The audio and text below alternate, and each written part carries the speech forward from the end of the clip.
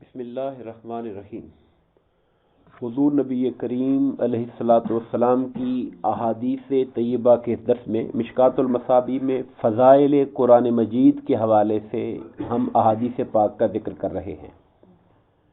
بہت ڈیٹیل کے ساتھ تفصیلی چیپٹر ہے یہ، اور لگتا ہے کہ کم سے کم 10-12 درس اس کے اندر مزید فضائل قرآن کے حوالے سے، اور یہ بات اس چیز کی طرف اشارہ کرتی ہے کہ اللہ نے اور اس کے رسول صلی اللہ علیہ وسلم نے قرآن مجید کی فضیلت ہمارے ذہنوں میں اجاگر کرنے کے لیے آقا نامدار نے بار بار قرآن مجید کی اور قرآن مجید کی مختلف صورتوں کی اور مختلف آیات کی فضیلت بتائی، تاکہ امت قرآن سے زیادہ فائدہ اٹھائے اور اپنی دینی، اپنی دنیاوی اور اپنی اخروی فلاح کے لیے قرآن سے رہنمائی لے سکے۔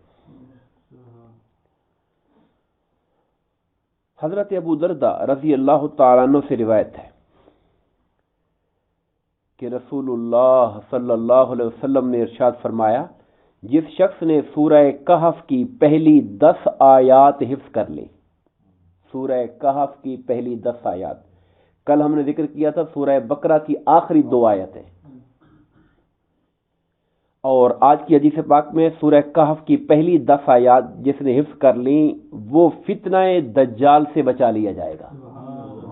آپ جانتے ہیں کہ اس امت کے آخری زمانے میں جو سب سے بڑے فتنے ہیں، ان میں جو سب سے بڑا فتنہ ہے وہ مسیح دجال کا فتنہ ہے۔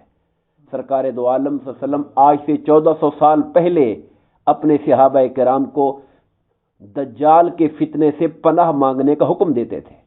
اللہم انی اعوذ بک من فتنۃ مسیح الدجال، یہ آقا کی دعاؤں کا حصہ تھا۔ اے اللہ، میں مسیح دجال کے فتنے سے تیری پناہ مانگتا ہوں۔ وہ ایسا ظالم اور زبردست فتنہ ہوگا کہ ظاہر ہے کہ وہ لوگوں کو ایسے ایسے واقعات دکھا رہا ہوگا اور ایسے ایسے قدرت کے شاہکار دکھا رہا ہوگا کہ ایمان بچانا مشکل ہو جائے گا۔ جنت اور جہنم کو ساتھ لیے پھر رہا ہوگا کہ جو مجھ پر ایمان لائے گا اس کے لیے جنت ہے، حالانکہ وہ جہنم ہوگی، اور جو مجھے نہیں مانے گا اس کے لیے جہنم ہے، حالانکہ وہ جنت ہوگی۔ مردوں کو زندہ کر کے ان کے ماں باپ کو کھڑا کر کے شکل دکھا دے گا، یہ دیکھو یہ مان رہے ہیں مجھے، حالانکہ وہ شیاطین اور جنات ہوں گے۔ تو اس طرح کے فتنے کے دور میں ایمان بچانا آسان کام نہیں ہے۔ تو آقا نے فرمایا کہ جو سورہ کہف کی پہلی 10 آیات کو حفظ کر لے گا، اللہ تعالیٰ اسے فتنہ دجال سے محفوظ فرما لے گا۔ حضرت ابو درداء رضی اللہ تعالیٰ عنہ سے روایت ہے، آپ فرماتے ہیں کہ رسول اللہ صلی اللہ علیہ وسلم نے ارشاد فرمایا، کیا تم میں سے کوئی اس بات سے بھی کمزوری دکھلاتا ہے؟ اب یہ سرکار کا انداز بیان اور جملے کا ذرا ایک سلیکشن دیکھیے، کیا تم میں سے کوئی اس بات سے بھی کمزوری دکھاتا ہے کہ رات میں تیسرا حصہ قرآن کا پڑھ لیا کرے؟ کیا تم میں سے کوئی بندہ، یعنی اتنی بھی طاقت نہیں ہے کہ تم قرآن کا 1/3 تیسرا حصہ قرآن کا پڑھ لیا کرو؟ صحابہ نے عرض کیا، کہ قرآن کا تیسرا حصہ ایک رات میں کیسے پڑھا جا سکتا ہے؟ آسان کام تو نہیں ہے۔ تو آقا نے فرمایا، تم سورہ قل هو اللہ احد، یہ قرآن کے تیسرے حصے کے برابر ہے۔ اگر قل هو اللہ پڑھ کے سو جاؤ تو اللہ گویا 10 پاروں کا ثواب عطا فرما دیتا ہے۔ تو اس کے لیے ہمیں متوجہ کیسے کیا کہ تم میں سے کوئی بندہ اتنا کمزور ہے کہ رات کو 1/3 قرآن بھی نہیں پڑھ سکتا، صرف یاد کرانے کے لیے، تاکہ پتہ لگے، ذہن اس طرف جائیں کہ وہ کون سی چیز ہے جو 1/3 قرآن کے برابر ہو سکتی ہے۔ یہ سرکار کا انداز تعلیم تھا، حضور کی شان معلمیت ہے کہ آپ لوگوں کے ذہنوں کو اس جو مفہوم اور جو پیغام آپ دینا چاہتے ہیں اس کی طرف مائل کرتے تھے۔ ام المومنین حضرت عائشہ صدیقہ رضی اللہ تعالی عنہا سے روایت ہے، آپ فرماتی ہیں کہ بے شک نبی کریم علیہ الصلوۃ والسلام نے مجاہدین کے ایک چھوٹے دستے کے ساتھ ایک شخص کو بھیجا جو اپنے ساتھیوں کے ساتھ ان کی نماز میں قرات کرتا تھا، یعنی ایک چھوٹا دستہ بھیجا جہاد کے لیے، اور ان میں ایک امام بھیجا کہ بھی آپ نے ان کو نمازیں پڑھانی ہے رستے میں۔ اب وہ جو امام صاحب تھے ان کی خاص بات یہ تھی کہ وہ جو بھی، آپ جانتے ہیں سورہ فاتحہ پہلے پڑھی جاتی ہے، پھر سورت ملاتے ہیں، سورت ملانے کے بعد پھر وہ قل هو اللہ پڑھا کرتے تھے، یعنی فاتحہ پڑھ لی، فاتحہ کے بعد سورت بھی جو مرضی ملانی تھی ملا لی، رکوع میں جانے سے پہلے پھر قل هو اللہ احد سورہ اخلاص پڑھا کرتے تھے، اور یہ ان کی عادت تھی، ہر رکعت میں ایسے کرتے تھے۔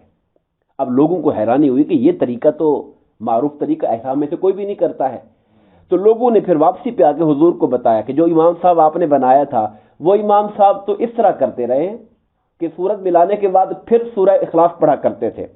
اب سرکار نے ایک انداز دیکھیے، فرمایا تم اس سے پوچھ لو نا وہ ایسے کیوں کرتا ہے، اس سے تم پوچھ لو، یعنی بجائے مجھے شکایت کر رہے ہو آ کے کہ امام صاحب ایسے کرتے ہیں، تو آپ امام صاحب سے پوچھ لو کہ آپ ایسا کیوں کرتے ہیں۔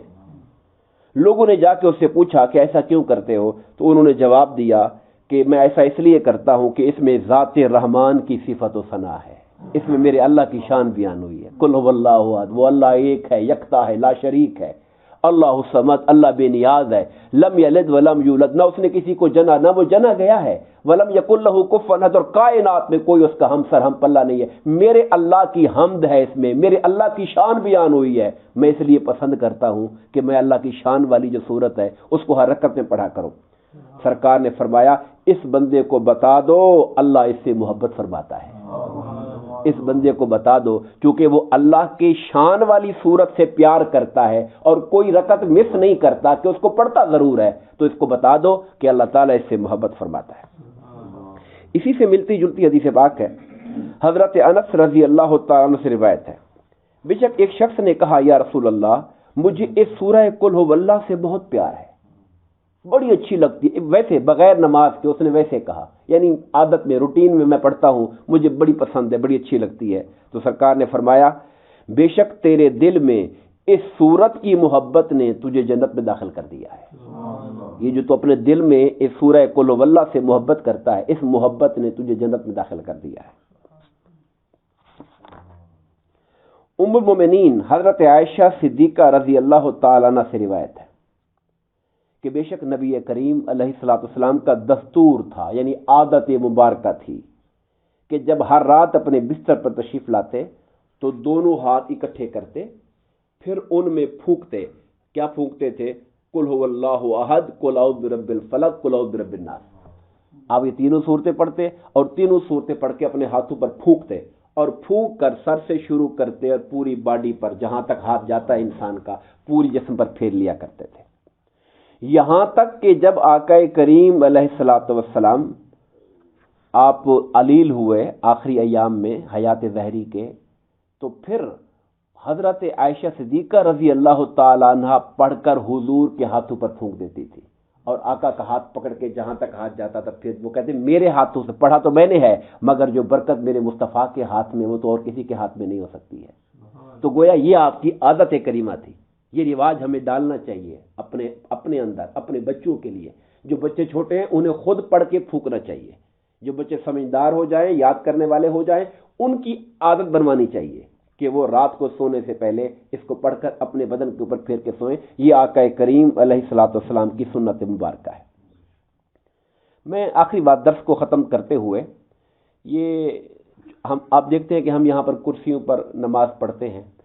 کرسی پر نماز پڑھنا تو ایک الگ مسئلہ ہے، ظاہر ضرورت کی بنا پر، مجبوری کی بنا پر، عذر شرعی کی بنا پر پڑھی جاتی ہے، مگر کرسی کی جو ترتیب ہے، کرسی رکھنی کہاں ہے، اس پر ایک سوال ہے کہ کرسی کو رکھنا کہاں چاہیے۔ جس طریقے اگر پیچھے والی صف کا ایشو نہ ہو، جیسے ہمارا وہ والا کونا ہے، وہاں پیچھے بندہ کھڑا نہیں ہوتا نمازی، تو پھر کرسی کو ترجیحاً اپنے باقی لوگوں کی پاؤں کی جو ترتیب ہے اس کے مطابق پیچھے رکھنا چاہیے تاکہ پاؤں برابر آئیں سب کے ساتھ۔ اور بعض مجبوری ایسی ہوتی ہے کہ پیچھے نمازی کھڑا ہوا ہے، پیچھے نہیں کر سکتے، وہ تو پھر مجبوری ہو گئی، اس مجبوری کا تو کوئی حل نہیں ہے۔ لیکن اگر ممکن ہو، جیسے یہ کونا ہے بائی چانس یہاں پر پیچھے بندہ نہیں ہوتا ہے، یا یہ کونا ہے یہاں پر بھی پیچھے بندے نہیں ہوتے، تو اپنی صف کی ترتیب میں پاؤں کی ترتیب آئے اور کرسی صف سے پیچھے چلی جائے تو یہ بہتر شکل ہے، یہ احسن شکل ہے، تاکہ صف کا جو نظام ہے وہ بھی قائم رہے۔ اور ایک بات یہ بھی عرض کرنا چاہتا ہوں کہ یہ جو کرسی پر بیٹھنے کی سہولت ہے، یہ جتنی مجبوری ہو اس قدر بیٹھنا چاہیے۔ اگر مجبوری کھڑے ہونے میں ہے تو بیٹھ کے نماز شروع کر سکتے ہیں، مجبوری رکوع کرنے میں ہے تو قیام کھڑے ہو کر کر لیں اور رکوع میں بیٹھ جائیں۔ اگر قیام اور رکوع میں مجبوری نہیں ہے، مجبوری سجدہ کرنے میں ہے تو پھر قیام رکوع کھڑے ہو کے کر لیں، سجدے کے ٹائم پہ بیٹھ جائیں۔ یعنی جتنی مجبوری اور عذر ہے، چونکہ اصلاً تو قیام فرض ہے، اصلاً تو رکوع فرض ہے اس شکل میں جو حضور نے فرمایا ہے۔ اب جب ہم اس فرضیت سے اپنی مجبوری کی بنا پر پیچھے ہٹ رہے ہیں تو محض اپنے آرام کی خاطر کرسی پر اول سے آخر تک بیٹھنا نہیں چاہیے. جتنی سہولت انسان کو اپنے مرض کی ضرورت ہے اس حد تک کرسی کا استعمال کریں، اور جو فرض وہ ادا کر سکتا ہے کھڑے ہو کر اس یا سنت کے مطابق اس کو اس کے مطابق کرنا چاہیے. اچھا یہ بھی ہو سکتا ہے ہم نے کھڑے ہو کے اللہ اکبر کہا، ہماری طبیعت میں ٹانگوں میں تھکاوٹ یا تکلیف ہو گئی، ہم بیٹھ جائیں، کوئی بات نہیں. یعنی کھڑے ہو کے شروع کیا اور بھلے سبحانک اللہ پڑی تھی کہ بدن طاقت برداشت نہیں کر رہی، اب بیٹھ جائیں. اور ایون بیٹھنے کے بعد اگر دل کر رہا ہے کہ نہیں میں کھڑا ہو سکتا ہوں تو پھر کھڑے ہو جائیں، اس میں کوئی حرج نہیں. علماء نے صاف لکھا ہوا ہے کہ کھڑا ہوا بندہ بیٹھ سکتا ہے اور بیٹھا ہوا بندہ توانائی محسوس کرے تو وہ کھڑا بھی ہو سکتا ہے. اللہ تبارک و تعالی ہم سب کو آقا کریم علیہ الصلوۃ والسلام کی تعلیمات کو پڑھنے، سمجھنے اور عمل کرنے کی توفیق عطا فرمائے. آمین. وما علینا الا البلاغ.